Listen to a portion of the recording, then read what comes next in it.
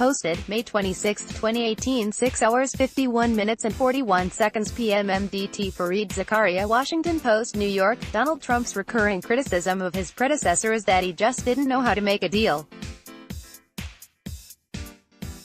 Obama is not a natural deal-maker, he tweeted in 2016, complaining that there was no accord on Syria. Obama will attack Iran because of his inability to negotiate properly, he predicted incorrectly back in 2013. Trump was scathing about President Obama's lack of legislative success, pronouncing him unable to negotiate with Congress. "We need leaders who can negotiate great deals for Americans," Trump tweeted in 2015, and the implication was obvious: he was the ultimate dealmaker. It is almost 500 days into the Trump administration. Where are the deals? Where is the renegotiated NAFTA, the bilateral trade agreements that were going to replace the Trans-Pacific Partnership, the new and improved Iran nuclear pact, the China trade deal? Trump's record in Congress is even less impressive. He has not been able to strike an accord with Democrats on anything, from immigration to infrastructure. "The world is laughing at us," as he would say. Well, what must the world be thinking now, as it watches the Trump administration careen wildly on everything from North Korea to China? What must it have thought as it watched the master negotiator in a televised session with congressional leaders on immigration, where he seemed to agree with the Democratic position, then agree with the incompatible Republican position, all the while asserting that they were going to make a deal? They didn't.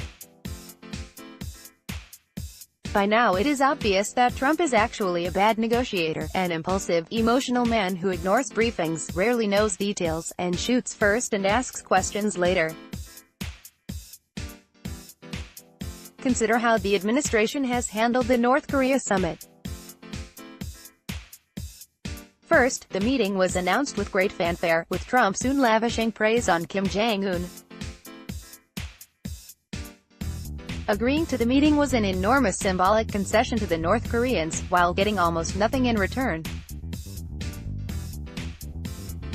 This was to be a head-of-state summit, though there was little preparation and no determination that the two sides were close enough to have a serious negotiation at that level.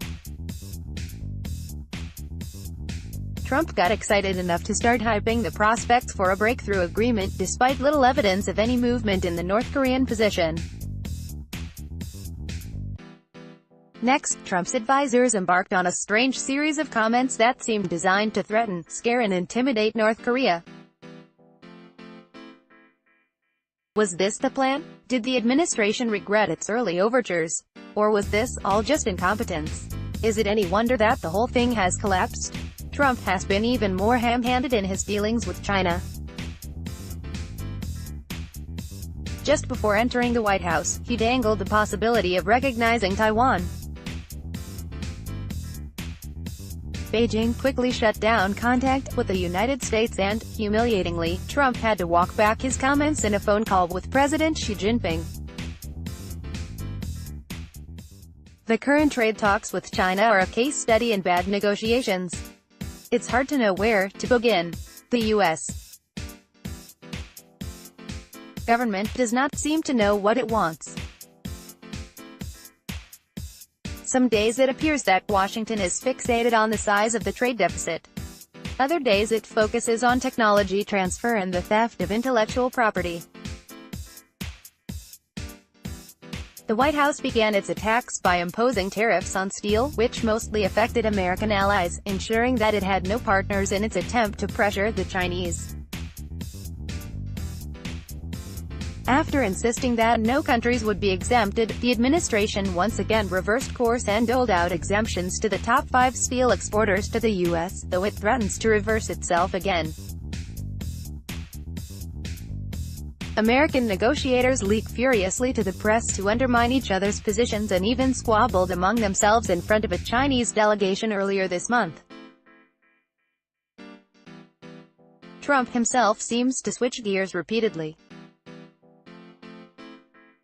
After his administration announced that it would punish ZTE, a huge Chinese tech company that committed serious trade violations, Trump suddenly changed his mind, citing concern for the impact on Chinese jobs. Imagine the outcry if Obama had backed away from pressure on the Chinese to help their economy. On the legislative front, Trump chose to begin his presidency with a divisive issue of healthcare rather than a unifying one like infrastructure, and failed to get Obamacare repealed anyway. Oh, and don't forget, he and son-in-law Jared Kushner were going to broker the ultimate deal, peace between the Israelis and Palestinians. How's that going? As talks fail, deals collapse and negotiations founder, Trump continues to tweet triumphantly about his great success. It makes one realize the president's true talent. He has the confidence, bravado and skill to market failure as success. He can take a mediocre building, slap some gold paint on it and then convince people it's a super luxury condominium. Call it the art of the spin? Email comments@zakaria.com.